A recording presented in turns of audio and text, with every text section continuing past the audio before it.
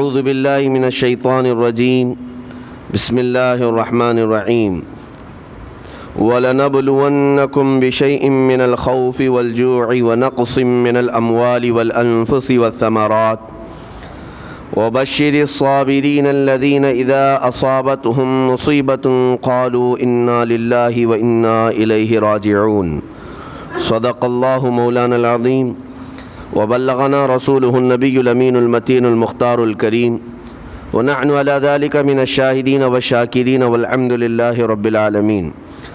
بارگاہ رسالت معاب صلی اللہ علیہ وسلم میں درود پاک کا ہدیہ پیش کریں۔ اللہم صلی علی سیدنا و مولانا محمد معدن الجود والکرم وآلہ واصحابہ الکرام وابنہ الکریم وبارک وسلم صلاة دائمة سرمدا ابدا۔ عزیزان گرامی وقار، قرآن عظیم میں اللہ رب العزت ارشاد فرماتا ہے، اور ہم ضرور تمہاری آزمائش کریں گے، تمہیں آزمائیں گے۔ کن چیزوں سے آزمائیں گے؟ تمہارا امتحان ہوگا۔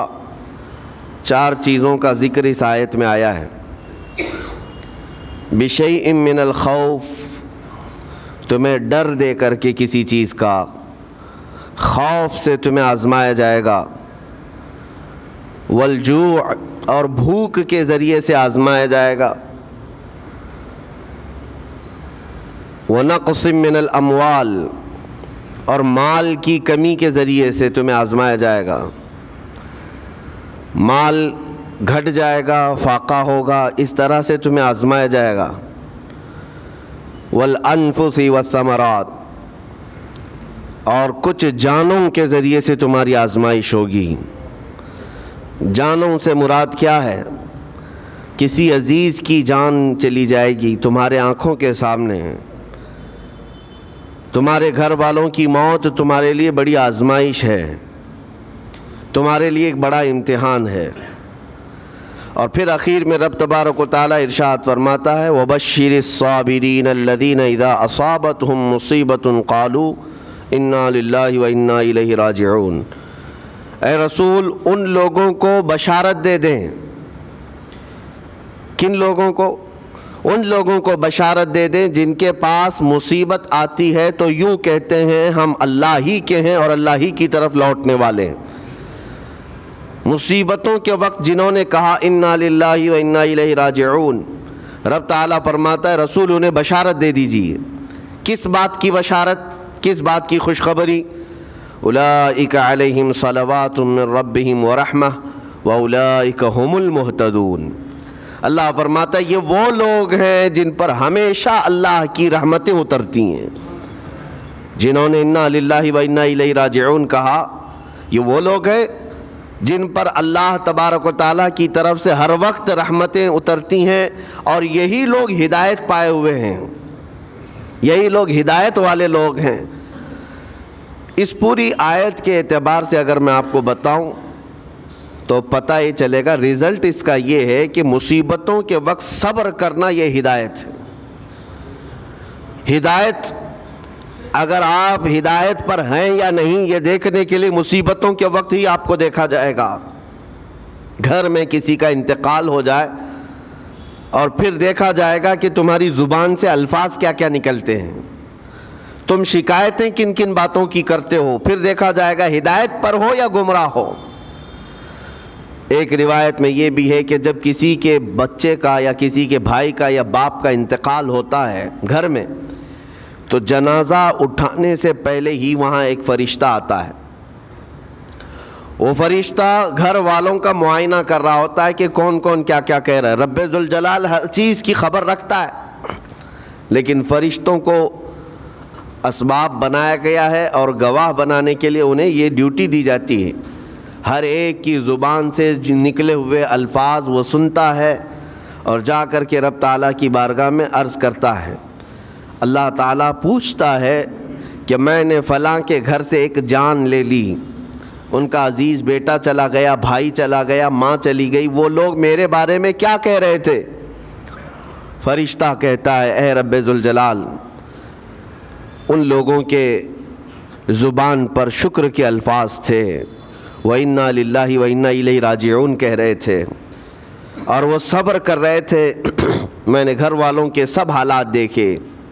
اللہ تعالیٰ فرماتا ہے اے میرے فرشتے تو گواہ رہنا, میں نے ان سے جو چیز لیا ہے اس سے کئی گنا زیادہ نعمت انہیں عطا کروں گا, اس سے بہتر نسل انہیں دی جائے گی, اور ان کے غم آج جتنے ہیں اس سے کئی گنا زیادہ خوشیاں میں انہیں جنت کی عطا کروں گا جنہوں نے میری دی ہوئی مصیبت پر صبر کیا.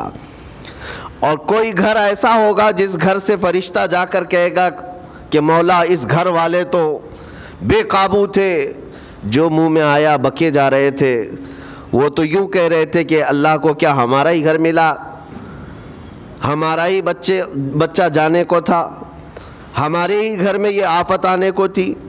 اس طرح کے الفاظ وہ کہہ رہے تھے اور رب تبارک و تعالیٰ کو ظالم کہہ رہے تھے. اللہ تبارک و تعالیٰ اپنے جلال کا اظہار فرماتا ہے, ارشاد فرماتا ہے فرشتے کو اے فرشتے تو گواہ رہنا, انہوں نے میرے بارے میں جیسا گمان کیا اب میں ان کے ساتھ ویسا ہی سلوک کروں گا. اللہ تبارک و تعالیٰ کے ساتھ یہ گمان جس طرح بندہ کرے گا اللہ تعالیٰ اس کے ساتھ اسی طرح کا سلوک فرمائے گا. اس کو ارحم الراحمین ہی تصور کرو. ہمیشہ رب تبارک و تعالیٰ مہربان ہے اور مہربان ہی اس کی طرف گمان کرنا بھی چاہیے مومن کو. انشاءاللہ العزیز مہربانی ہوگی, اور بلکہ دلوں کا قرار اور سکون بھی رب تعالیٰ ہی عطا کرتا ہے. اے میرے عزیزو, یہ تمہیدی باتوں کے بعد میں اب عرض کرنا چاہتا ہوں. محرم الحرام کے مہینے میں کربلا کے واقعات سنتے ہی رہتے ہیں. میرے عزیزو, ہم بچپن سے لے کر اب تک ہر سال کربلا میں ہونے والے عظیم حادثے کو سنتے بھی آ رہے ہیں. 14 صدیوں گزر جانے کے بعد بھی اس واقعے کو یاد کرتے ہیں تو آنکھیں بھیگ جاتی ہیں. اس میدان میں, وہاں کے ریگزاروں میں رسول کریم صلی اللہ تعالیٰ علیہ وسلم کے اہل بیت کا جو امتحان تھا وہ کتنا سخت تھا, کتنا کٹھن تھا. کسی ایک کے ساتھ کوئی معاملہ ہو جائے تو سمجھ میں آئے. امام عالی مقام سید الشہداء امام حسین رضی اللہ تعالیٰ عنہ کو کتنا بڑا امتحان دینا پڑا ہوگا. ایک نہیں, اپنے خاندان کی 29 لاشیں انہوں نے اٹھائی ایک دن کے اندر, اپنے خاندان کی. پھر دوسرے ان کے اصحاب اور رسول اللہ کے صحابہ بھی اس میں موجود ہیں, اور دوسروں کے بچے بھی اس میں موجود ہیں. کل ملا کر 72 لوگوں کی وہاں پر جانیں گئی ہیں, شہادت کا جام انہوں نے نوش کیا ہے. لیکن ہر گھڑی امام حسین ہر موت کو دیکھتے رہے. آج کبھی تصور کرنا, ہمارے گھر میں کسی ایک فرد کا انتقال ہو جائے تو گھر پورا عجیب سا ہو جاتا ہے, پورے گھر کا سکون غارت ختم ہو جاتا ہے. ہم میں سے کوئی کھانا پینا نہیں چاہتا ہمارے باپ کا انتقال ہو, یا بیٹے کا انتقال ہو, یا بھائی یا ماں کا انتقال ہو. لیکن امام حسین کی وہ بات مجھے یاد آتی ہے جب اپنے جوان بیٹے علی اکبر کی لاش پر گھوڑے دوڑتے ہوئے بھی دیکھ رہے تھے. اپنے سگے بھتیجے امام قاسم کا سر الگ کر دیا تھا یزیدیوں نے, اور اس سر کو اپنی گود میں رکھ کر کے بیٹھے ہوئے تھے. اپنے سگے بھائی حضرت عباس علمبردار کے, ان کے آنکھوں کے سامنے دونوں ہاتھ کاٹے گئے تھے, اور حضرت عباس کے سینے میں نیزہ مار کر کے انہیں گرایا گیا تھا. اتنا ہی نہیں میرے عزیزو, امام حسین اس خونی منظر کو اپنی آنکھوں سے دیکھیں جب 6 ماہ کے علی اصغر کو لے کر پانی طلب کرنے گئے تھے تو یزیدیوں نے گلے پر تیر ایسا لگایا تھا کہ خون کا فوارہ مولا حسین کے چہرے پر آ کر لگ گیا. پورے کربلا کے واقعات پڑھنے کے بعد میں نے محسوس کیا اتنے پورے واقعے گزر جانے کے بعد بھی ایک چیز کربلا میں نہیں ہوئی, باقی سب آفتیں آئی ہیں, ایک چیز نہیں ہوئی. وہ کیا ہے؟ امام حسین کے زبان سے کوئی شکایت نہیں ہوئی, کوئی شکوہ نہیں تھا. یہ نہیں تھا کہ سارے بجلیاں ہم پر گر پڑی ہیں, اس خاندان کا کون ہے؟ سوائے زین العابدین کے اس پورے خاندان میں کوئی مرد باقی نہیں رہا. پورے خاندان کے بچوں کو, ان کے بڑے مردوں کو, سب کو وہاں پر شہید کر دیا گیا تھا. میں عرض تو کر رہا ہوں ایک خاندان کے 29 لوگوں کی لاشیں میدان میں پڑی ہوں. وہ کیسا منظر ہے. ایک تو میں امام حسین کے صبر کو دیکھتا ہوں. اللہ تعالیٰ نے فرمایا آیت کریمہ میں کہ ہم تمہیں آزمائیں گے, آزمائش کریں گے کچھ جانیں لے کر کے, لیکن میں سمجھتا ہوں اتنی بڑی آزمائش کہ ایک ہی دن میں ایک ہی خاندان سے 29 لوگوں کی جانیں گئی ہو, اس سے بڑی آزمائش ہوگی؟ یہ کتنی بڑی آزمائش ہے اور کتنا بڑا امتحان ہے. اب یہ بھی میں آپ کو بتا دوں کہ کس کے ساتھ کیسی آزمائش ہوتی ہے, کس کے ساتھ کیسا امتحان ہوتا ہے. آپ کو سردی بخار دے کر کے آزمایا جاتا ہے, کسی اور کو کچھ اور بیماریاں دے کر, یا کسی اور کو کسی اور مصیبت کے ذریعے سے. لیکن یہ آزمائش کی جو کیٹیگری ہے وہ کیسے طے ہوتی ہے پتہ ہوں؟ میرے آقا صلی اللہ تعالیٰ علیہ وسلم نے فرمایا جس کا ایمان جتنا بلند ہوگا ویسی ہی آزمائش آئے گی. یہ کربلا کے امتحانات سے یہ بات تو ثابت ہوتی ہے کہ امام حسین کے ایمان کا درجہ کیا رہا ہوگا, ان کے ایمان کا مقام کیا رہا ہوگا. اس ایمان کی بلندی کے اعتبار سے ان پر آزمائش آئی. اسی لیے تو بزرگوں نے فرمایا کہ ہم میں سے کوئی بھی امام حسین کے صبر کو نہیں پہنچ سکتا. استقامت اور صبر یہ دو چیزیں ایسی ہیں اچھے اچھے لوگوں کے پیر ڈگمگا جاتے ہیں. استقامت کا مطلب ہے ڈٹے ہوئے رہنا حق پر, اور یہ سب کو نہیں مل پاتا, یہ خصوصیت سب کو حاصل نہیں ہوتی. ایک امام حسین کی وہاں پر ہم نے استقامت دیکھی اور ان کا صبر دیکھا. دوسرے سب سے بڑا صبر جو ہم نے دیکھا ہے وہ سیدہ زینب رضی اللہ تعالیٰ عنہا کا. وہ خاتون امام حسین کی سگی بہن ہیں, سیدہ فاطمۃ الزہرا کی بیٹی ہیں, حیدر کرار کی نور نظر میرے آقا صلی اللہ علیہ وسلم کی گود میں کھیلی ہوئی ہیں. سیدہ زینب سلام اللہ علیہا جب وہ کربلا کے میدان میں موجود تھیں, ان کی عمر مبارک بھی تقریباً 55 سال کے قریب تھی. 55 سال کی اگر خاتون میدان میں یہ تمام خونی مناظر دیکھ رہی ہو, ہماری عورتوں کو آپ جانتے ہیں کہ ایک چھوٹی سی مصیبت پر واویلا مچاتی ہیں, اور سیدہ زینب وہ ہیں جن کے خود سگے شہزادے اون اور محمد ان کی آنکھوں کے سامنے مارے گئے تھے اور ٹکڑے کیے گئے تھے. سیدہ زینب سلام اللہ علیہا اس پر بھی خاموش رہی. لیکن اندازہ کرو جب سارے شہید ہو گئے تھے, امام حسین اپنے خیمے سے نکلنے کو تھے, جب کربلا کے میدان میں خود گھوڑے پر سوار ہونے کو تھے, جانتے ہیں یہ منظر کیسا رہا ہوگا. عورتیں تو ماتم کرتی ہیں ایسے حالات میں, لیکن وہ اہل بیت کی عورتیں تھیں.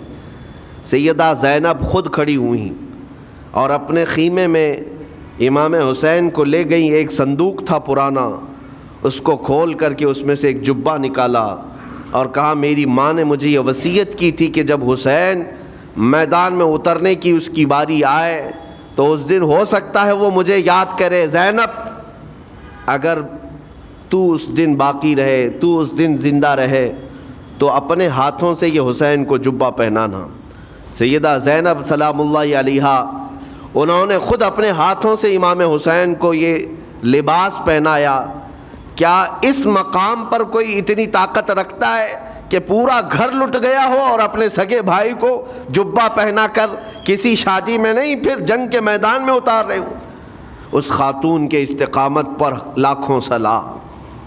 سیدہ زینب سلام اللہ علیہا وہ معمولی خاتون نہیں ہے, صبر کا پہاڑ تھیں.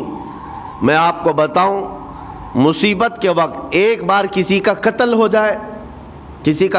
جائے تو وہ ایک موت ہے, لیکن یہاں پر کربلا کے میدان میں سیدہ زینب جتنی موتیں دیکھ رہی تھی, ہر موت پر ایک موت کی تکلیف ہے, ہر موت پر ایک موت کی تکلیف, لیکن وہ صابرہ و شاکرہ رہیں.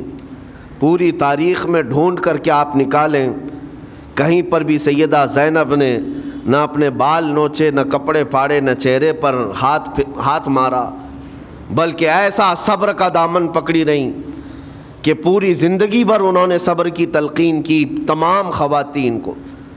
گھر لٹانا، گھر کٹانا، کوئی سر کٹانا کوئی تم سے سیکھ جائے، جان عالم ہو فدا اے خاندان اہل بیت۔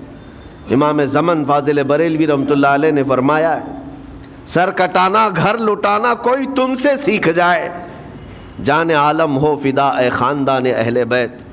عزیزان گرامی وقار، یہاں پر ان حالات کے بعد میں آپ کو ایک بات ضرور کہنا چاہوں گا۔ مصیبتیں ہمارے گھر بھی آتی ہیں، آفتیں تکلیفیں ہمارے گھر بھی آتی ہیں، لیکن کیا ہم ان مصیبتوں کا سامنا کرتے ہیں، استقبال کرتے ہیں؟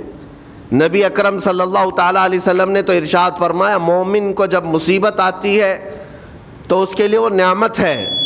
دو چیزوں میں سے ایک چیز ہوگی اس کے ساتھ، اگر بخار بھی آئے، میرے آقا فرماتے ہیں اگر بخار بھی آیا ہے تو دو باتوں میں سے ایک بات ہوگی اس کے ساتھ، یا تو رب تبارک و تعالیٰ اس کے گناہ معاف کرے گا یا تو اس کے درجے کو بلند کرے گا۔ مصیبت اگر آئے تو ایک بات یاد رکھنا، رب تبارک و تعالیٰ اپنے محبوب بندوں کو، پسندیدہ بندوں کو آزمائش میں ڈالتا ہے، ورنہ جو لوگ یہ سمجھتے ہیں کبھی طبیعت خراب ہی نہیں ہونا چاہیے تو فرعون بن جاتے ہیں۔ ایسے لوگ، فرعون کو 90 سال تک نہ کبھی سردی آئی نہ بخار، کبھی کوئی بیماری نہیں، اور جب بندہ کبھی بیمار نہیں ہوتا تو اپنے آپ کو خدا تصور کرنے لگ جاتا ہے، میں تو دنیا کا سب سے مضبوط آدمی ہوں، مجھے کچھ نہیں ہوتا۔ لیکن مصیبتیں دے کر کے رب تبارک و تعالیٰ تمہیں تمہاری حقیقت بھی بتاتا ہے، اور انسان کو انسان کی لمٹ میں رہنا سکھایا جاتا ہے۔ تمہاری حیثیت صرف اتنی ہے کہ اگر نس رک گئی، دل کی دھڑکنیں ایک آن کے لیے اگر رک گئی تو سب ختم ہے۔ اس لیے تمہیں رب تبارک و تعالیٰ کے حضور جانا ہی ہے تو صبر بھی سیکھو اور شکر بھی سیکھو۔ آج مصیبتیں اور آفتیں آتی ہیں تو واویلا کرنے والوں کے لیے میرا میسج ہے، اللہ تبارک و تعالیٰ تمہاری ہر بات کو دیکھ رہا ہے۔ تمہارے چیخنے سے، چلانے سے، تمہاری شکایت کرنے سے گئے ہوئے آدمی کی جان واپس تو نہیں آنی ہے۔ تمہارا عزیز ترین بھائی مر گیا، تم جس سے سب سے زیادہ پیار کرتے تھے وہ بیٹا انتقال کر گیا، مجھے بتاؤ تم 10 لوگوں میں چیخو گے، چلاؤ گے، رب تعالیٰ کے حضور بری بری باتیں بھی کرو گے تو کیا وہ گئی ہوئی جان واپس آ سکتی ہے؟ میرے عزیزو، یہ وہ حکومت نہیں ہے کہ تمہارا احتجاج کرنے پر قانون واپس لے لیا جائے۔ تمہارے سب مل کر کے پروٹیسٹ کرنے سے حکومتیں اپنے فیصلے واپس لے سکتی ہیں، لیکن وہ رب ذوالجلال شہنشاہ اعظم کا قانون ہے۔ وہاں نبیوں کی بھی جو روح لی گئی، وہاں پر اللہ تبارک و تعالیٰ نے اپنے محبوب نبیوں کی بھی روح کو قبض کرنے کا حکم دیا، تو کیا سب کے غم منانے سے وہ روحیں واپس کرنے کا فیصلہ کیا گیا ہے؟ نہیں میرے عزیزو، اس عالم میں، اس کائنات میں پھر کوئی ہمارے رونے چیخنے چلانے سے واپس نہیں آتا۔ ہاں، غم کرنا اپنی جگہ پر ہے، لیکن غم کا شرعی طریقہ کیا ہے؟ میرے آقا صلی اللہ تعالیٰ علیہ وسلم نے بھی غم فرمایا۔ آپ کے عزیز بیٹے سیدنا ابراہیم جب انتقال کر گئے، میرے آقا کی آنکھوں میں آنسو تھے۔ حضور پاک صلی اللہ تعالیٰ علیہ وسلم کی آنکھوں کے سامنے سیدہ خدیجۃ الکبریٰ کا انتقال ہوا، حضور غمگین تھے۔ لیکن غم کا مطلب کبھی یہ نہیں ہوتا کہ اللہ کی بارگاہ میں شکایت کریں، تو نے میرے ساتھ ایسا کیوں کیا؟ یعنی تم حکم دو گے، رب تبارک و تعالیٰ کو تم مشورہ دو گے کہ کس کے ساتھ کیا کرنا ہے۔ اس لیے ان مواقع پر ہم سب کی آزمائش ہے، ہمارا امتحان ہے۔ ایسے معاملات جب بھی آتے ہیں، دیکھیں میں آپ کو ایک اور باریک بات بتا دیتا ہوں۔ یہ ہم آج تقریر کر رہے ہیں، ہو سکتا ہے آپ بھی سن رہے اور اچھی طرح سمجھ رہے ہیں، لیکن خود کے گھر پر جب آ جائے تو تقریر بھی یاد نہیں رہتی، نصیحت بھی یاد نہیں رہتی، غم کا غلبہ زیادہ ہو جاتا ہے۔ ایسے اوقات میں حکم کیا ہے مومنین کو؟ میرے گھر پر، میں جانتا ہوں شکایت نہیں کرنا چاہیے، میں جانتا ہوں غموں کے وقت صبر کرنا چاہیے، پھر بھی اگر میرے گھر میں آ گئی مصیبت تو مومنین کے لیے حکم یہ ہے کہ تم نے اب تک جو سنا تھا حدیثیں وغیرہ اس کو یاد دلاؤ، یعنی مجھے یاد دلاؤ۔ یہ مت سوچو کہ مولانا صاحب ہیں، مفتی صاحب ہیں، امام صاحب ہیں، ان کو تو سب معلوم ہوگا۔ غم کا غلبہ جب آ جاتا ہے تو اچھے اچھوں کو یاد نہیں رہتا۔ مومنین کو کہا گیا ہے کہ وہ یاد دہانی کریں، جائیں غموں کے وقت ان کی حالت دریافت کریں اور انہیں صبر کی تلقین کریں۔ ہر ایک کے لیے ضروری ہے، یہ سوچ کر کے پیچھے نہیں ہٹا جائے گا کہ یہ تو بہت جانکار لوگ ہیں، یہ بہت پڑھے لکھے لوگ ہیں، ان کو تو سب پتہ ہے۔ نہیں، بلکہ حکم یہ ہے کہ جس کے ساتھ بھی مصیبت آئے، مومنین، دوسرے مومنین، اسے صبر کی تلقین کریں، اسے جا کر کے حوصلہ دیں اور اسے تسلی دیں۔ اب میں آتا ہوں ان باتوں کی طرف جو لوگ مصیبتوں کو برا سمجھتے ہیں۔ ایک صحابی تھے، ان کی شادی ہو گئی ایک صحابیہ سے، نکاح ہوا تھا مدینے میں، سال بھر خوشحالی سے گزرتے رہے، بہت اچھے دن گزرے۔ سال ختم ہونے کو تھا کہ خاتون جو ہے لڑائی کرنا شروع کر دیتی، کہتی مجھے تمہارے ساتھ رہنا نہیں، مجھے طلاق چاہیے، ڈائریکٹ طلاق۔ تو صحابی نے کہا ہوا کیا؟ وہ صحابیہ کہتی تھی نہیں مجھے تمہارے ساتھ رہنا نہیں۔ اس صحابی نے کہا ٹھیک ہے، اگر ایسا ہی ہے تو حضور پاک صلی اللہ علیہ وسلم کے پاس چلتے ہیں، وہاں جا کر فیصلہ کرا لیں گے۔ تو وہ صحابیہ مان گئیں، کہا چلو چلتے ہیں۔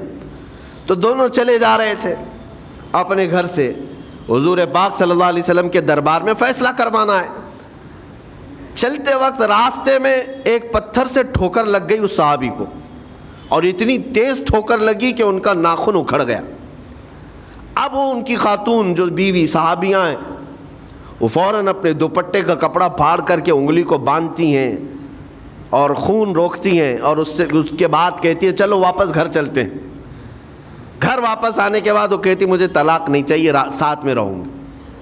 کہا عورتوں کا موڈ، عورتوں کا اس طرح کا فیصلہ، کیا بات ہے؟ وہ صحابیہ کہتی ہے میں نے سنا ہے کہ جب کبھی کوئی بندہ بیمار نہیں ہوتا تو اللہ اسے پسند نہیں کرتا۔ میں نے جب سے تم سے شادی کی ہے، سال بھر ہو گئے، ایک بار بھی تم کو بیمار ہوتے نہیں دیکھا۔ مجھے ایسا لگنے لگا کہ کہیں تم اللہ کے ناپسندیدہ بندے تو نہیں ہو، اس لیے میں تمہارے ساتھ نہیں رہنا چاہتی تھی۔ اب جب راستے میں ٹھوکر لگ کر ناخن اکھڑ گیا تو مجھے احساس ہوا کہ اللہ تجھے بھی پسند کرتا، میں تیرے ساتھ رہنے کو تیار ہوں۔ وہ صحابیہ تھیں۔ میرے عزیزو، اس کا مطلب یہ نہیں کہ ہم آپس میں ایک دوسرے کے بیمار ہونے کی انتظار میں رہیں۔ شوہر یہ سوچے کہ میری بیوی بیمار کیوں نہیں ہوتی، اور بیوی یہ سوچتی رہے کہ میرا شوہر بیمار کب ہوگا۔ وہ توکل کا اعلیٰ درجہ ہے۔ انتظار اور تمنا مت کرو بیمار ہونے کا، بلکہ بیماری آ جائے تو اللہ کا شکر ادا کرو، آ جائے تو صبر کرو۔ عزیزان گرامی وقار، ہم آج امام حسین اور ان کے رفقائے گرامی رضوان اللہ علیہم اجمعین کو یاد کرتے ہیں تو صرف رونے کے لیے نہیں یا صرف غم منانے کے لیے نہیں، بلکہ داستان کربلا سنانے کا ایک عظیم مقصد یہ ہوتا ہے کہ نوجوانوں کے اندر، بلکہ بوڑھے اور بچوں کے اندر بھی ایمانی جذبہ ایسا آ جائے کہ وہ ہر مصیبت پر ڈٹ کر کھڑے ہو سکیں، ہر یزیدی کا مقابلہ کر سکیں۔ ایک تو اس کا میسج یہ ہے، اور دوسرا میسج یہ ہے کہ چاہے جیسی بھی مصیبتیں آئیں، ایمان کے ساتھ رہنا ہے، صبر اور شکر کو ہرگز نہیں چھوڑنا ہے۔ مصیبتیں ہمارے پاس اب اتنی بڑی تو نہیں آتی کہ ایک خاندان کے ہی اتنے لوگوں کو کاٹ دیا جائے، ایسی مصیبتیں تو نہیں آئی۔ اب جو کچھ بھی آتی ہیں ہمارے ساتھ، وہ مال کی کمی کی، کبھی دکان میں دھندا نہیں چلتا، کبھی بچے کسی کو نہیں ہو رہے ہیں، یا پھر گھر میں کوئی بیمار ہے، کوئی مستقل بیماری آ گئی ہے، یہی تو مصیبتیں ہیں۔ مومن کے لیے یہ قید خانہ ہے، زیادہ آسائش اور آرام کی فکر نہ کرو۔ یہ دنیا مومن کے لیے قید خانہ ہے۔ اسی لیے شاعر نے کیا خوب کہا، جب کسی کا انتقال ہوتا ہے، ایک سچے مومن کا انتقال ہوتا ہے، تو لوگ کہتے فلاں مر گیا، فلاں مر گیا، تو ایک شاعر نے بہت اچھے انداز سے کہا ہے کہ کون کہتا ہے کہ مومن مر گیا؟ جو سچا مومن ہے اس کے لیے کہہ رہا ہوں. وہ شاعر نے کہا کون کہتا ہے کہ مومن مر گیا، قید سے چھوٹا وہ اپنے گھر گیا. حقیقت تو یہ، قید سے چھوٹا وہ اپنے گھر گیا. یہاں دنیا میں زیادہ آسائش، زیادہ آرام کی طلب انسان کو مغرور بنا دیتی ہے، تکبر والا بنا دیتی ہے، گھمنڈی بنا دیتی ہے. اور اللہ تبارک و تعالیٰ کی بارگاہ میں ہمیشہ سر بسجود رہنے والا وہ بندہ ہے جو مصیبتوں میں گھرا رہتا ہے. کچھ نہ کچھ مصیبتیں ایسی ہیں جو تمہیں مسجد تک لاتی ہیں، قرآن تک لاتی ہیں، تسبیح تک لاتی ہیں. اور کوئی مصیبت نہ ہو، کوئی تکلیف نہ ہو تو پھر جلدی بندہ اللہ کو بھی یاد نہیں کرتا. اسی لیے رب تبارک و تعالیٰ کی بارگاہ میں کچھ فرشتے ایسے ہیں، جب تم رو رو کر کے دعائیں کرتے ہو پھر یہ کہتے ہو میری دعا ہی نہیں قبول ہوتی، مولانا آپ کیجئے، میں تو کب سے کی دعا مانگ رہا ہوں، میری تو دعا ہوتی ہی نہیں، اور آپ کہتے ہیں اللہ تعالیٰ بہت جلدی دعا قبول کرتا ہے. یہ نا امیدی تمہاری اللہ تعالیٰ کی ذات سے ہرگز جائز نہیں. لیکن میں وجہ بھی بتا دیتا ہوں. کچھ فرشتے ایسے ہیں جو تمہاری دعائیں سن سن کر کے اللہ سے کہتے مولا یہ بندہ کتنا مانگ رہا ہے، تو قبول کیوں نہیں کرتا؟ رب تبارک و تعالیٰ یہ جو مانگ رہا ہے اسے دے کیوں نہیں دیتا؟ رب تعالیٰ فرماتا ہے فرشتوں میں بھی سن رہا ہوں اس کے مانگنے کو، اس کی دعاؤں کو. اگر میں ابھی اس کو دے دوں تو وہ مانگنا بند کر دے گا، اور اس کا مانگنا مجھے اچھا لگتا ہے. جب تک وہ مانگتا رہے گا میں اسے پسند کرتا رہوں گا. ایک وجہ یہ بھی ہوتی ہے تم مایوس ہو کر کے چھوڑ دیتے ہو کہ اب کیا دعا کرنا، اتنے دنوں سے کر ہی رہا تھا، کچھ نہیں ہوتا. اگر تمہاری دعاؤں کا اثر جلدی نظر نہیں آتا تو رحمان تمہاری دعائیں سن رہا ہے اور وہ تمہاری دعائیں پسند بھی کر رہا ہے. میرے عزیزو، یہ تمام حالات میں آپ اللہ تبارک و تعالیٰ کی بارگاہ میں کثرت سے دعا ہی کریں اور مانگا ہی کریں جب مصیبتیں آئیں. آج کے حالات بھی ہماری آزمائش کے حالات ہیں. آج کا جو دور ہے وہ بھی ایک یزیدی دور ہے. یہاں پر جگہ جگہ جو مسلمانوں کے ساتھ حالات ہیں یہ ہمارے لیے آزمائش کا دور ہے، بہت بڑا امتحان چل رہا ہے. ان حالات میں مسلمانوں کو چاہیے وہ اپنے ایمان کے ساتھ ڈٹے رہیں، استقامت. مولا حسین کے سبق کو پڑھیں. اس وقت تو ان کی گردنوں پر تلواریں تھیں، ان کے بچوں کے سینے چھدے ہوئے تھے تیروں سے، لیکن وہ ڈٹے ہوئے تھے میرے مصطفیٰ کی شریعت پر. آج ابھی تمہارے سینوں پر بندوق کی گولیاں نہیں لگائی گئیں، ابھی تمہارے اوپر اتنی بڑی مصیبتیں نہیں آئیں، لیکن میں پھر بھی دیکھتا ہوں نوجوانوں کو کہ کوئی مصیبت نہ آنے کے باوجود بھی تم اسلام کے ساتھ کھلواڑ کر رہے ہو. میرے آقا کی سنتوں کو پیٹ پیچھے پھینک کر کے تم تو بازاروں کی زینت بننا پسند کرتے ہو. اکثر لوگوں کو ہم نے دیکھا آج مجرے کرنے والوں کی کثرت یہ ہمارے نوجوان بچوں کی ہے. یہ اپنے جسموں کی نمائش کرنا اس کو فیشن سمجھتے. نہیں میرے عزیزو، امت مصطفیٰ اور وہ بھی امام حسن اور امام حسین کے غلام اس مردار دنیا پر کبھی بھی اپنی حکومت نہیں چاہتے. اس مردار دنیا کے وہ کبھی خواہش مند نہیں ہوتے. لیکن جن نوجوانوں کو آج ہم ان خواہشات کی پیروی کرتے ہوئے دیکھ رہے، افسوس ہوتا ہے، افسوس ہوتا ہے. آج کے حالات میں تم بھی سنبھل جاؤ، کیونکہ ایک بہت بڑی جنریشن تمہارے پیچھے ہے اور وہ تمہیں دیکھ کر کے نقل کرے گی. اگر آج تمہارا راستہ بگڑ گیا تو یہ جو چھوٹے بچے ہیں وہ بگڑے ہوئے راستے کو ہی اسلام سمجھنے لگ جائیں گے، وہ اسی بگڑے ہوئے راستے کو ہی صحیح راستہ سمجھ بیٹھیں گے. اسی لیے آج نوجوانوں کی کثرت میرے آقا صلی اللہ تعالیٰ علیہ وسلم کے عاشقوں کی ہونا چاہیے. اور ان سخت ترین حالات کا مقابلہ باڈی بلڈر نہیں کر سکتا. میں آپ کو بتا دوں، ان ظالم یزیدیوں کا مقابلہ کاجو بادام کھانے والا نہیں کر سکتا. ہاں، ان حالات کا مقابلہ کرنے کے لیے جسمانی طاقت کی ضرورت نہیں. ان بڑے سے بڑے سخت ترین حالات کا مقابلہ وہ نوجوان کر سکتا ہے جس کے سینے میں عشق مصطفیٰ ہو، مولا حسین کے نقش قدم پر چلنے کا عزم رکھتا ہو، پھر چاہے وہ لاغر ہی کیوں نہ ہو، نحیف و ناتما ہی کیوں نہ ہو، کمزور ہی کیوں نہ ہو. لیکن ہم نے دیکھا ہے تاریخ میں کمزور بھی ہے، اگر جسمانی اعتبار سے عشق رسول کی دولت سینے پر رکھتا ہے تو دنیا میں وہ کھلبلی مچا دیتا ہے، اور کفار و مشرکین کے خیموں میں اس کی ہیبت طاری رہتی۔ ہم نے اور تاریخ پڑھی ہے۔ آخری بات عرض کرتا ہوں، امام اہل سنت فاضل بریلوی امام احمد رضا خان نور اللہ مرقدہ، اعلیٰ حضرت کو کون نہیں جانتا آج کے زمانے میں؟ ذرا ان کی سیرت اٹھا کر کے پڑھنا، اور پھر یہ بھی دیکھنا کہ جسمانی طاقت ان کی کیسی تھی، جسمانی ساخت کیا وہ چلتے تو لہیم شہیم تھے، اونچے چوڑے اور سینہ بھرا ہوا کہ لوگ صرف جسم کو دیکھ کر کے ڈر جائیں؟ نہیں، اعلیٰ حضرت فاضل بریلوی رضی اللہ تعالیٰ عنہ اس طرح جسمانی بہت اونچی چوڑی صلاحیت کے نہیں تھے، بلکہ بہت ہی ہلکا جسم رکھتے تھے، ہلکا جسم، دبلے پتلے تھے، لیکن جب اپنے حجرے میں بیٹھ کر کے قلم چلاتے تھے تو دنیا کے کونے کونوں میں ان کی گونج ہوتی تھی، اور بڑے بڑے قلعوں میں جو ہے زلزلہ آ جاتا تھا۔ اور سرکار غوث پاک رضی اللہ تعالیٰ عنہ کو کون نہیں جانتا؟ غوث پاک کا حال تو یہ تھا، جسمانی اعتبار سے آپ کی گردن کی ہڈیاں بھی دکھتی تھیں، اتنے دبلے تھے، اور کثرت عبادت کی وجہ سے، کثرت مجاہدات کی وجہ سے آپ کا جسم بہت ہی کمزور تھا۔ بلکہ ایک وقت کا واقعہ بھی ہے کہ آپ چلتے چلتے غش کھا کر گر گئے، چکر آ کر گر گئے۔ جسمانی اعتبار سے اکثر تو آپ پتے کھا کر کے رہے، کھانا بھی نہیں کھایا 40 سال تک، تو جسمانی اعتبار سے کمزور ہونا کوئی معنی نہیں رکھتا۔